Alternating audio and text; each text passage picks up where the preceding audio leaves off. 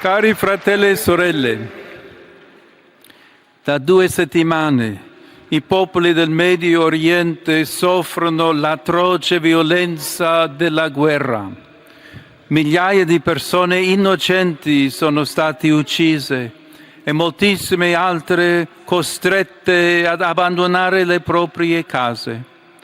Rinnovo la mia vicinanza orante a tutti coloro che hanno perso i propri cari negli attacchi che hanno colpito scuole, ospedali e centri abitati. È motivo di grande preoccupazione la situazione in Libano.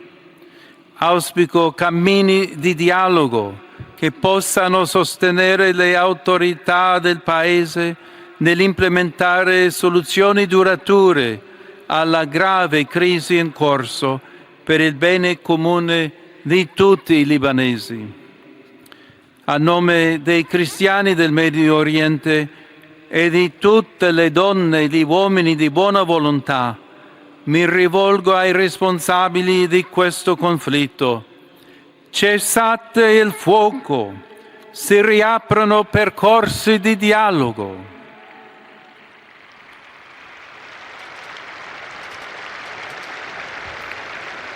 La violenza non potrà mai portare alla giustizia, alla stabilità e alla pace che i popoli attendono.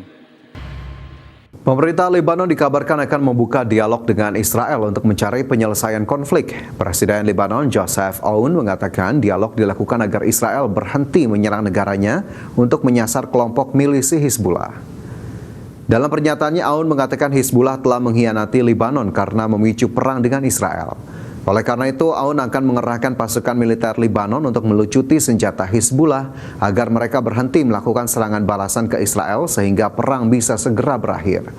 Israel sendiri mulai menyerang Hizbullah di Lebanon sejak pekan lalu karena milisi tersebut membantu Iran untuk berperang melawan Israel dan Amerika Serikat. Sayangnya serangan-serangan Israel yang ditujukan ke Hizbullah justru juga berdampak buruk bagi warga Lebanon. Sebab serangan militer Israel kerap menyasar warga Lebanon sehingga korban tewas terus berjatuhan.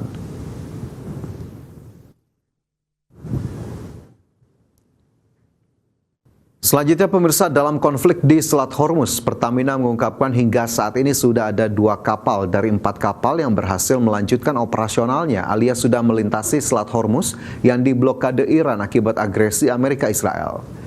Direktur Utama Pertamina Simon Aloysius Mantire mengatakan 2 kapal tersebut dimiliki PT Pertamina International Shipping yaitu Paragon dan Rinjani. Keduanya mengangkut minyak untuk pasar India dan Kenya, bukan untuk pasar Indonesia. Sementara itu masih terdapat 2 kapal Pertamina yang berada di dalam kawasan Selat Hormuz, yakni Pertamina Pride dan Gamsunoro. Saat ini pihaknya fokus terhadap keselamatan awak dan keamanan kargo di tengah situasi yang masih memanas. Untuk itu Pertamina terus melakukan koordinasi dengan berbagai pihak, termasuk Kementerian Luar Negeri, guna memantau perkembangan situasi di wilayah tersebut. Bukan hanya itu, Pertamina juga melakukan langkah antisipasi dengan mendiversifikasi sumber pasokan energi. Ada 2 kapal yang memang sudah lanjut operasionalnya, yaitu dari Peace dan Paragon dan Rinjani. Nah kebetulan itu adalah untuk non-captive market, jadi bukan untuk Pertamina. Jadi satu menuju ke Kenya dan satu menuju ke India. Sementara yang masih berada di dalam teluk itu ada 2 kapal, yaitu Pertamina Pride dan Gamsunoro.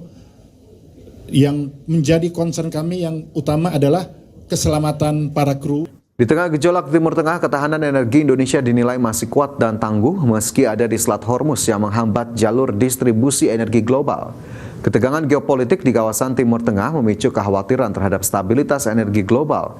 Namun CEO Institute for Essential Service Reform atau IESR, Fabi Tumiwa menilai sistem energi nasional memiliki ketahanan yang cukup kuat untuk menghadapi dinamika global, termasuk potensi gejolak di pasar energi internasional.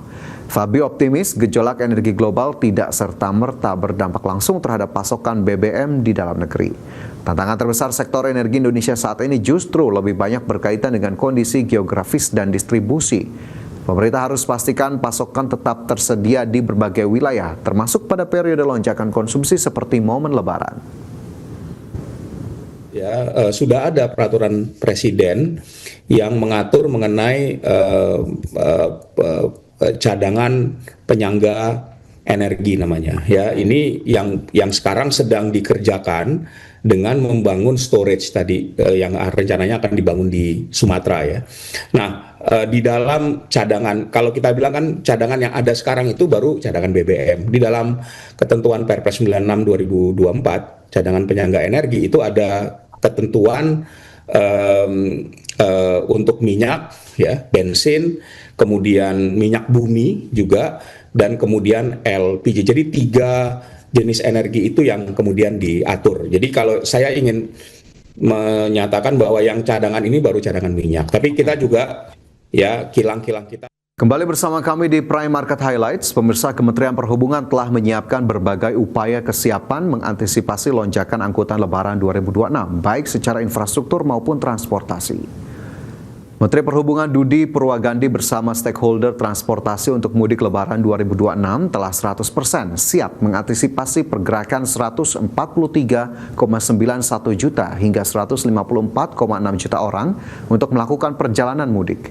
Fokus utama adalah keselamatan, kenyamanan, dan kelancaran dengan strategi kesiapan sarana dan prasarana transportasi darat, laut, udara, dan penyeberangan, pemeriksaan kelaikan moda transportasi, pemberlakuan stimulus ekonomi melalui pemberian diskon tarif tiket pesawat, kapal laut, kereta api, dan penyeberangan.